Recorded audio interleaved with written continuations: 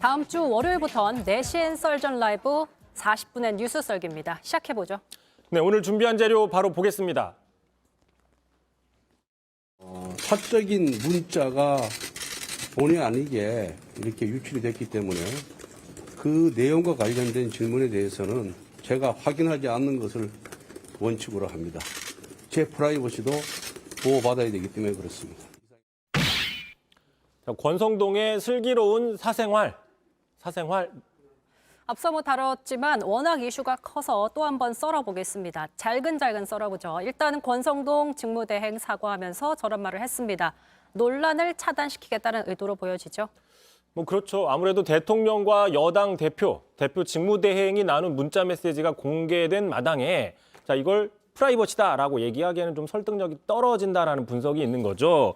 자, 실제 프라이버시라고 하면 왜 공개된 국회 본회의장에서 보고 있느냐라는 반문이 나올 수밖에 없는 건데 자, 결국에는 사태가 확산되는 걸 차단하기 위해서 침묵하겠다라는 걸로 분석이 됩니다. 자, 다만 침묵하더라도 굳이 추가 설명을 하지 않더라도 이미 많이 공개가 된 이 사진 명확하게 나오는 상황인 거죠. 자, 내부 총질이라는 건 명확하게 과거 이준석 대표를 지칭하는 걸로 해석이 될 수밖에 없는 거죠. 또 하나 이 이모티콘 지금 화제가 되고 있는데 일각에서는 방울토마토다, 아니다, 물고기다 이렇게 의견이 분분한데 자, 공식 명칭은 핫체리입니다. 뜨거운 체리. 자, 근데 이 이모티콘 왜 주목해야 되느냐? 앞서 그 장해찬 씨가 얘기했지 않습니까? 자, 지난해 이렇게 얘기를 했어요. 자, 윤석열 후보는 제안이 마음에 들면 특유의 이모티콘을 보낸다. 그게 무엇이냐? 자, 방울토마토 같은 과일이 엄지손가락을 치켜드는 이모티콘인데 자, 이걸 받으면 내가 보고를 잘했구나 이런 느낌이 온다. 그러면서 아무 때나 받을 수 있는 게 아니라 엄청 잘해야 받을 수 있다라고 이야기를 했어요. 앞서서 장해찬 씨는 전혀 인과관계가 없다고 설명을 했지만 윤 대통령이 무언가 기분이 좋을 때 엄청 누군가 잘했을 때 이런 이모티콘을 보낸다라는 거죠. 이모티콘은 사실 그 안에 많은 의미가 담겨 있기 때문에 그렇게 해석을 해볼 수 있는 거고요. 자, 그러다 보니까 굳이 설명을 하지 않더라도 이준석 대표도 바로 한 번에 알아차렸죠.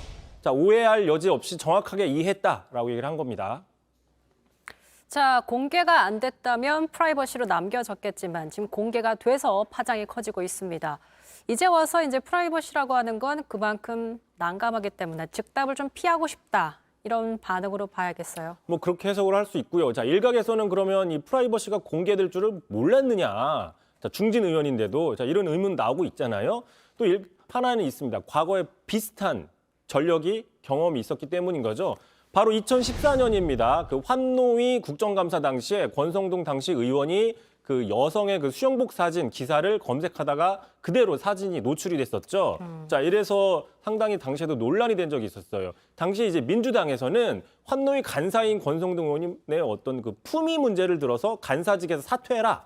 이렇게 공세를 치우기도 했었지만 권 의원은 잘못 늘려졌다라고 해명을 했었죠. 어쨌든 민주당이 이렇게 막 그 당시에도 공세를 취할 때 권 의원을 옹호해 준 사람이 있습니다. 권 의원을 옹호해 준 사람이 있는데 자, 바로 들어보시죠.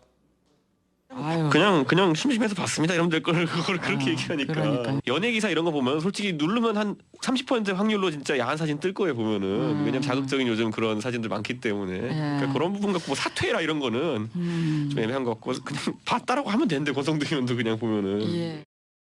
자, 당시 이준석 전 대표는 당시에 옹호를 해줬는데 자, 이번에는 양두구육이라고 상당히 날선 반응을 보였죠. 2014년도에 이미 이렇게 휴대폰 화면 노출로 인해서 곤혹을 치른 적이 있는 권성동 직무대행입니다. 그래서 대통령과의 사적 대화를 노출하는 게 이해 안 된다라는 그런 시선도 있고요.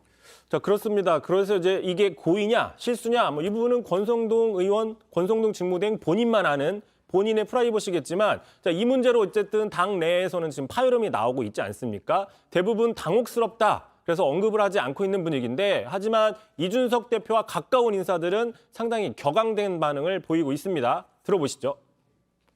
대통령께서 당대표를 싫어하셨다는 소문이 원치 않는 방식과 타이밍에 방증된 것 같아서 정말 유감스럽고요. 윤석열 대통령이 내부 총질이라는 어찌 보면 굉장히 강한 워딩을 쓰면서 이준석 대표에 대한 본인의 생각을 드러냈기 때문에 뭐 이준석 대표의 인물뿐만이 아니라 이준석 대표를 지지하는 젊은 층의 반발도 클 것 같습니다. 그렇습니다. 지금 뭐 제가 몇 가지 게시판 반응들을 좀 가져와 봤습니다.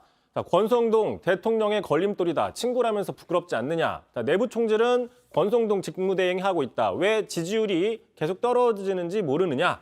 자, 당정 분리가 아니라 당대표 분리였다. 또 마지막 윤석열 대통령 올해 대종상 나무주연상 확정.